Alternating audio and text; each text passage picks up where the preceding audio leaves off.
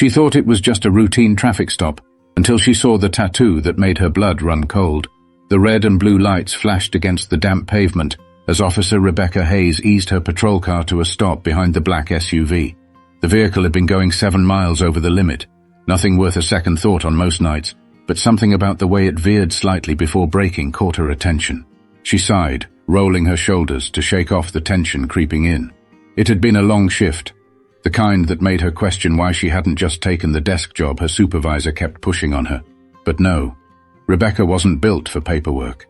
She liked the road, the unpredictability, the feeling that at any moment, the smallest thing could turn into something bigger. Still, this was routine. It had to be. Hand resting on her holster, she pushed her door open and stepped out, boots crunching against the gravelly shoulder of the road. The air carried the familiar scent of exhaust and damp asphalt, a leftover from the light rain that had passed through earlier. The driver hadn't moved. His hands were locked on the steering wheel, fingers gripping tight enough to make his knuckles stand out against his dark skin. She took her time approaching. Something was off. Most drivers fumbled for their license, peeked into their mirrors, or did something other than sit completely still, like they were bracing for impact. She stopped just short of the driver's side window. He hadn't even rolled it down. Rebecca rapped her knuckles against the glass, her voice steady. "Evening, sir. License and registration, please." A slow, almost deliberate movement. He reached toward the glove compartment with one hand, keeping the other in plain sight. Good. He knew the drill. The window slid down just enough for her to get a look at him. Early 40s, sharp features, eyes dark and unreadable. No smell of alcohol, no slurred speech. Just controlled, precise movements. Still, something about him didn't sit right. "Mind telling me where you're headed tonight?" she asked, keeping her tone casual. The man didn't answer right away. His fingers tapped once against the steering wheel before he slid the registration toward her. "Just passing through." His voice was calm. Too calm. Rebecca took the documents, her eyes flicking over them. Brandon Ellis. The name didn't ring any bells, but she'd check the system in a minute. Then she saw it. The sleeve of his jacket had slipped back just enough to reveal a tattoo on his forearm. A simple, circular design, inked in faded black. At first it didn't fully register, but then her stomach clenched. She knew that symbol. She'd seen it before. Once, and that was all it took for the air to feel like it had been sucked out of her lungs. A memory, buried deep, ripped its way to the surface. A night at the academy. A story whispered among the officers, passed down like some urban legend, except it wasn't. A group of officers had vanished. No bodies, no explanations, just gone. And the only thing they left behind, a mark. That mark. Rebecca's grip on the registration tightened. She needed to stay calm, but the man had noticed her hesitation. She could feel his eyes on her, watching, waiting. His voice was level when he finally spoke. "Something wrong, officer?" Her throat felt dry. She could hear the static of the radio behind her, the distant hum of passing cars. But all of it faded beneath the weight of one overwhelming thought. This was no coincidence. Something was very, very wrong, but she wasn't ready for what would happen next. Rebecca's pulse hammered against her ribs, but she kept her face neutral. Years on the force had taught her one thing: never let them see you hesitate. She forced herself to glance at the tattoo just once more, confirming what her gut already knew. It was the same symbol she had seen years ago in a case that never made the news. The kind that got buried so deep even the department stopped asking questions. Her mind flashed back to 2009, the night she first heard about it. She was still a rookie then, barely a year into her training. A few veteran officers had been talking in the break room, their voices hushed. A squad from a neighboring precinct had gone on a call, some anonymous tip about a suspect hiding out in an abandoned house. The officers went in. The radio cut out. None of them came back. When reinforcements arrived, the house was empty, except for that symbol, burned into the floorboards. No bodies, no blood, no signs of struggle. Just that mark. Rebecca had asked about it once, and the sergeant shut her down so fast it was like she had spoken something forbidden. Some things don't have explanations, Hayes. Let it go, and so she did. Until now. Now, That symbol wasn't just a ghost story whispered between cops who drank too much. It was sitting in front of her. Her grip on the registration was too tight. She forced herself to relax, breathing through her nose. Stay in control. She tapped the roof of the SUV, feigning nonchalance. Wait here. She turned and walked back to her cruiser, forcing herself not to rush. Every step felt heavier than the last. Something in her gut told her she needed to act carefully, because this man was watching her just as closely as she was watching him. Sliding into the driver's seat, she locked the door and reached for the onboard computer. Brandon Ellis. The name was too clean. No priors, no parking tickets, not even a warning on record. That wasn't normal. Everyone had something. Even the most law-abiding citizens had a paper trail. A library card, a voter registration, a job history. But Brandon Ellis, he was a ghost. She tapped the dashboard thinking, if he was connected to what happened back then, she needed backup. She reached for her radio. Dispatch, this is Officer Hayes. Run an extended background check on her. A sudden movement from the SUV. Rebecca's hand hovered over her gun as she flicked her eyes up. The driver hadn't moved, but his passenger door was unlocked. She hadn't heard the sound. She would have sworn she locked eyes with him the entire time, but it was open. And suddenly, she wasn't just dealing with a routine stop anymore. The SUV's brake lights flickered as the engine rumbled to life. Rebecca's stomach turned cold. He was about to run, but she couldn't let him. Rebecca didn't think. She acted. Her hand shot to her radio. Dispatch, I have a possible runner on. The SUV's tires screeched against the asphalt. Her training took over. Rebecca slammed the gear shift into drive and hit the gas. Her cruiser lurched forward, kicking up loose gravel as she gunned it after him. The SUV swerved onto the highway, headlights bouncing across the dark stretch of road ahead. He was running. That told her everything she needed to know. Innocent people don't run. Not like this. Not with that kind of instinctual precision, like he'd done this before. She gritted her teeth and gripped the wheel. Dispatch. Suspect is fleeing southbound on Route 43. Black SUV, no plates on the rear, requesting immediate backup. Her siren wailed into the night, cutting through the thick tension that had settled in her chest. She could feel it now. The weight of something bigger pressing down on her. Brandon Ellis wasn't just a guy with an expired registration. He wasn't even supposed to exist. The SUV veered hard to the right, cutting through an empty rest stop, skidding just enough for Rebecca to see his face in the side mirror. He wasn't panicked, he was calculating. That unsettled her more than the tattoo, more than the missing officers, more than any of it. This wasn't a desperate escape. It was controlled, purposeful, like he knew exactly where he was going. Rebecca's tires shrieked as she followed him, barely keeping him in sight as he cut across an access road. Damn it, he was fast. But she had two advantages. Her cruiser was built for this, and she knew these roads better than most. She reached for the radio again. I need units at... The SUV's headlights vanished. She blinked, momentarily stunned. Where the hell did he go? She eased off the gas just slightly, eyes scanning the road ahead. No turnoffs, no exits. There was nowhere he could have gone that fast. Her heart pounded in her ears. She slowed down just enough to take a better look at her surroundings. Empty fields on both sides. No houses. No visible side roads. And then, a set of faint tire marks veering off the road to the right. Rebecca narrowed her eyes. He'd gone off-road. That wasn't the move of a scared suspect. That was the move of a man who knew exactly where he was going. And that terrified her. But she wasn't turning back now. Rebecca gripped the wheel, forcing herself to breathe evenly. Think. The SUV had vanished off the main road, its trail marked only by faint tire impressions in the dirt. There was no sign of movement, no flicker of brake lights in the distance, just darkness stretching ahead.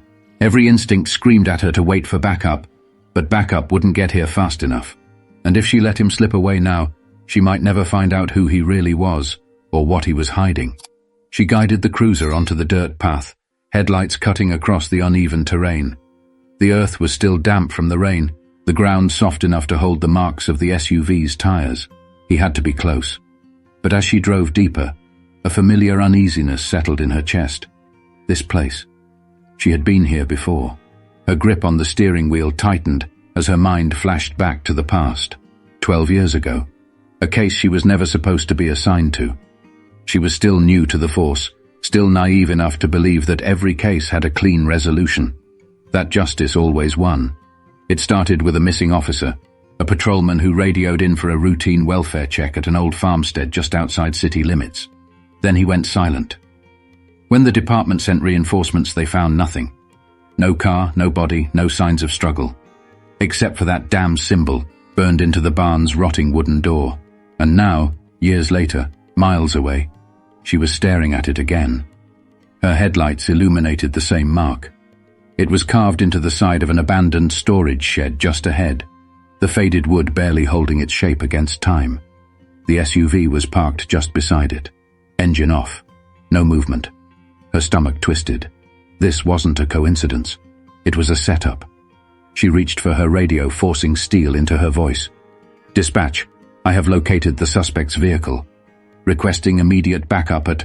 A voice from the darkness. Low, steady, too close. "You shouldn't have followed me, officer." She spun, hand flying to her holster, but she was too late. Rebecca barely had time to react. A shadow moved just beyond the reach of her headlights, and before she could draw her weapon, a hand gripped her wrist. Hard. Instinct took over. She twisted, yanking her arm free as she stumbled back, drawing her gun in one fluid motion. Her heart pounded, her breath shallow, but her hands stayed steady. Brandon Ellis stood just outside the reach of her cruiser's beams. His face was partially illuminated, and for the first time, she saw him clearly. Calm, expression unreadable. But it wasn't just his lack of fear that unsettled her. It was the way he watched her, like he had been expecting this. He raised his hand slowly. "I'm not armed, officer." Rebecca didn't lower her gun. "Get on the ground. Now." A flicker of something. Amusement crossed his face. "If I wanted to hurt you, I could have done it back on the road."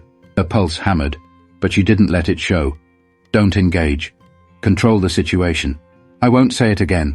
She stepped forward, keeping her aim steady. "Face down, hands behind your head." Brandon exhaled through his nose, then he did exactly as she asked. Something felt wrong. He wasn't resisting, wasn't running. It was too easy. She reached for her radio. "Dispatch, I have the suspect in custody." Static. Becca stiffened. No response. She checked her radio, adjusting the dial. Nothing. Like the signal had been cut. A slow realization settled over her. She was on her own. Brandon spoke. Voice steady, almost too casual for a man in his position. "You don't remember me, do you?" Rebecca froze. Her mind raced, sifting through old cases, old faces. But nothing matched. "I've never met you before," she said, voice firm. Brandon let out a breath, a knowing breath. Like he had expected her to say that.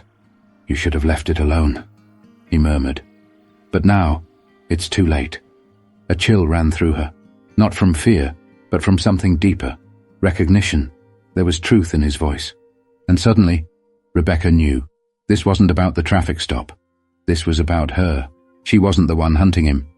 He had been waiting for her all along. But why? Rebecca's mind worked fast. He knew her. That meant this wasn't random. The stop, the chase, the way he let her catch him. It was all planned. She kept her gun trained on him, but now her voice had a new edge. "You're going to tell me what's going on," she ordered. "And you're going to do it now." Brandon didn't move. His face remained impassive, but there was something in his eyes, a flicker of memory, of recognition. "You already know," he said. Rebecca's jaw clenched. No, she didn't, but her gut told her she should. "I don't have time for games," she snapped. "You ran, you resisted, and now you're talking in riddles." Brandon shifted, just slightly. "I ran because I needed to make sure you followed." Her grip on the gun tightened. "Why?" His gaze held hers, steady. Too steady. "Because they lied to you, Officer Hayes." Her breath caught. Every muscle in her body locked in place. She didn't want to ask, didn't want to give weight to his words.